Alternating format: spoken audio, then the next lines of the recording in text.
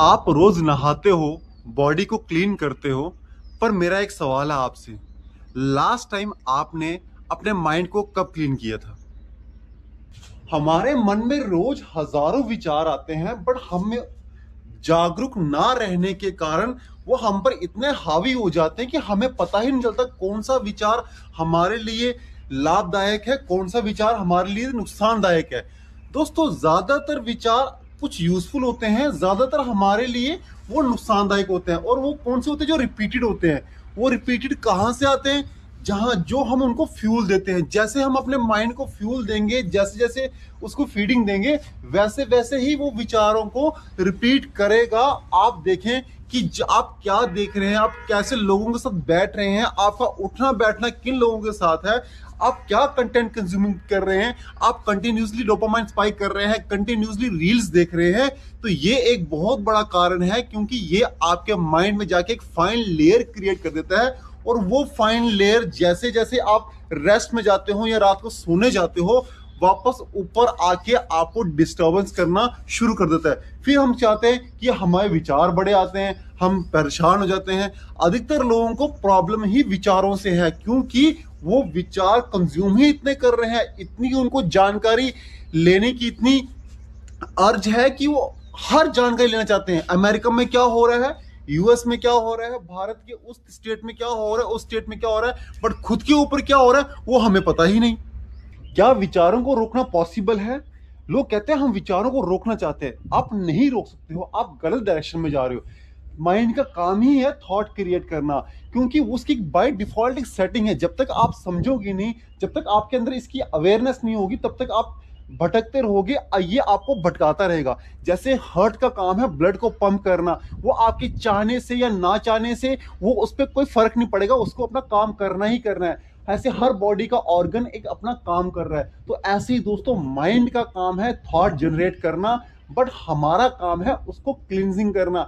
हमारा काम है उसको ऑब्जर्व करना, एक फिल्ट्रेशन करना। वो हमारे हाथ में है। हम उसकी विचारों को आने की गति या जाने की गति को रोक नहीं सकते, बट हाँ, हम उसको क्लीन कर सकते हैं। माइंड क्लींजिंग की शुरुआत होती है दोस्तों हमारी ब्रीथ से। हमारा ब्रीथ के ऊपर कंट्रोल ना होने के कारण ही विचार तरह तरह के हमारे ऊपर हावी हो जाते हैं। जब हमें lack of awareness, lack of observation के नहीं की कमी होती है, तभी ये विचार हमारे ऊपर हावी होके और हमारे से ऐसे ऐसे काम करवाते हैं, हमारी लाइफ को पूरा डिस्टर्ब कर देते हैं। तो कैसे रीसेट करना है? सबसे पहले आपको यूं बैठना है, सिंपल। दोस्तों, हमेशा याद रखें, always be aware about your posture. चाहे आप चेयर पे बैठे हो, चाहे आप कहीं पे भी बैठे हो, हमेशा अपना पोस्चर पे ध्यान रखें। आपकी कमर गर्दन हमेशा सीधी होनी चाहिए। ऐसा नहीं है कि आप झुका के बैठे हो, यू बैठे नहीं। हमारी स्पाइन बिल्कुल स्ट्रेट होनी चाहिए, और स्पाइन कभी भी टेढ़ी आपकी नहीं होनी चाहिए। और ये बैठ के, और आपको पलथी मार के आप बैठ सकते हो। अगर आप चौकड़ी मारते हो सिंपल यूं, जब आप इंसान चौकड़ी मारता है तो खुद देखेगा कि वो, आप देखो जैसे पलथी मार के इंसान बैठता है तो यूं बैठता है। आप देख रहे हो कि कमर जो है वो झुकी हुई है ना? तो इससे इफेक्ट वो नहीं पड़ेगा जो इंसान चाहता है। तो इसलिए कमर हमारी जब यू, जैसे हम पलथी मार के बैठेंगे, कमर सीधी करने बैठेंगे, तो ये हमारे घुटने जो है वो ऊपर उठ जाएंगे। तो हम थोड़ी देर के बाद ही लॉ ऑफ ग्रेविटेशन की वजह से वापस झुक जाएंगे। तो बेटर ये है कि जिनकी जो आसन नहीं लगा सकते, वो अपने नीचे कोई तौलिया या कोई चादर ऐसी रख ले, अपने हिप्स के नीचे रखे, ताकि उनकी कमर जो है वो थोड़ी ऊपर उठी रहे और कमर स्ट्रेट रहे। और बेटर ये है कि अगर आप कोई आसन सिद्ध कर लेते हैं तो वो बहुत बेटर है। दोस्तों, अगर आप सिंपल कोई आसन सिद्ध भी नहीं है, तो आप कुछ ना करके आप अपने लेफ्ट पैर को सिंपल अपने जेनाइटल्स और एनस के बीच में उसकी एडी को दबा के, और राइट पैर को उसके आगे रखें। ठीक है? ये अर्ध सिद्धासन भी नहीं है ये, बट उसकी शुरुआत है। आप यूं रख के बैठे, आप देखेंगे आपकी कमर गर्दन बिल्कुल सीधी हो गई। अब आपने क्या कर रहा है? यूं बैठ के अपनी ब्रीथ को ऑब्जर्व करना है। हाँ दोस्तों, ब्रीथ ही वो एक ब्रिज क्रिएट करता है हमारे थॉट्स और हमारी बॉडी के बीच में। इसी जब आपकी इसके ऊपर एक मास्टरी हो जाएगी, तो कोई भी विचार आने से पहले आप देख पाओगे कि क्या ये आपके विचार आपके लिए प्रभावशाली है या नुकसानदायक है। क्या करना है? आपने यूं बैठना है, कुछ नहीं करना है, कोई लंबा कोई गहरा कुछ नहीं, बस अपनी सांसों को देखने से बस ध्यान देना है। नाक से सांस अंदर गई, कैसे बाहर आ रही, बस उसको फील करना है इस तरीके से।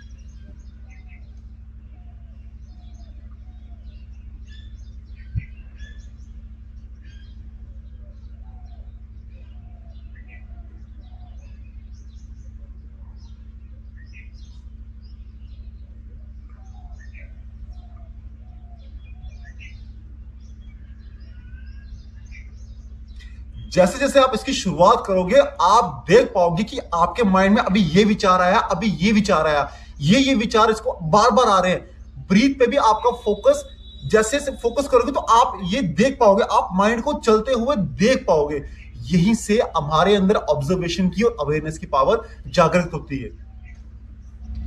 ब्रीथ पे फोकस करने के बाद आपको थॉट ऑब्जर्वेशन करनी है। आपने वैसे ही बैठ जाना है, ब्रीथ लंबी और गहरी चलती रहनी चाहिए, उस पर ध्यान नहीं देना, बस देख रहे कि कौन कौन से विचार आपके अंदर आ रहे हैं। सिंपल आप 2 मिनट या 3 मिनट की प्रैक्टिस की कर सकते हैं इस तरीके से।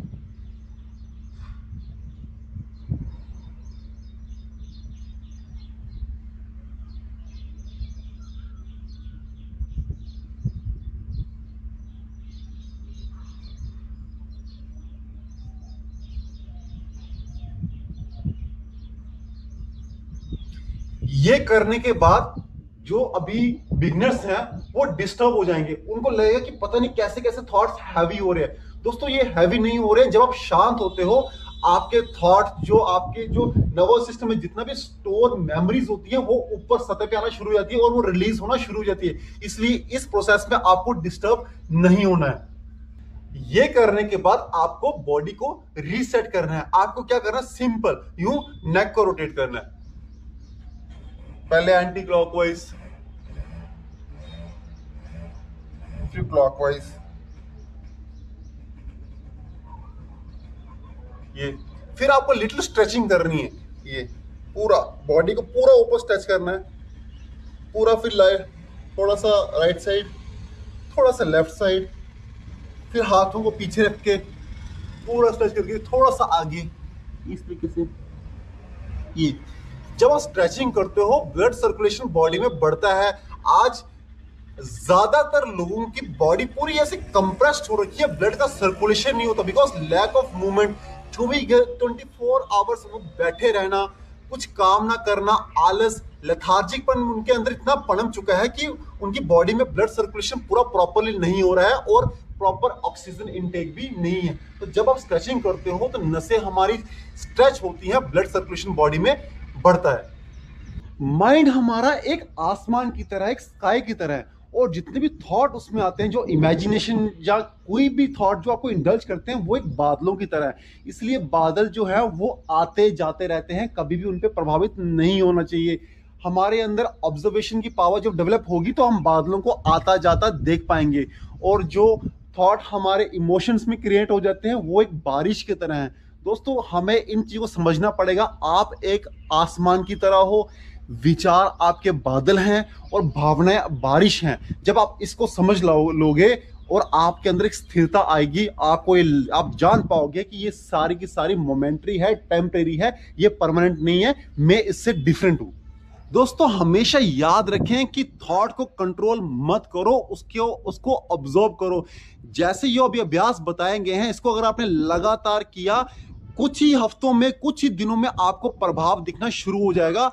आप थॉट को आते हुए देख पाओगे। स्टार्टिंग के 3 सेकंड वो होते हैं जो आपके थॉट आपकी बॉडी पे हावी होता है या नहीं होता, कंडीशनिंग उसकी ये 3 सेकंड डिसाइड करते हैं। अगर आपने किसी चीज को आते जाते देख लिया, वो आपको अच्छी लगी, अगर आपने उसको इग्नोर किया, थॉट उसी टाइम डिसॉल्व हो जाएगा। अगर आपने उस पर सोचना शुरू किया, उसकी कंडीशनिंग फिर प्रोग्रामिंग, ये पता भी नहीं चलता कि इतनी फास्ट होता है कि इंसान तब जागृत होता है जब उसके ऊपर ये पूरा हावी हो जाता है।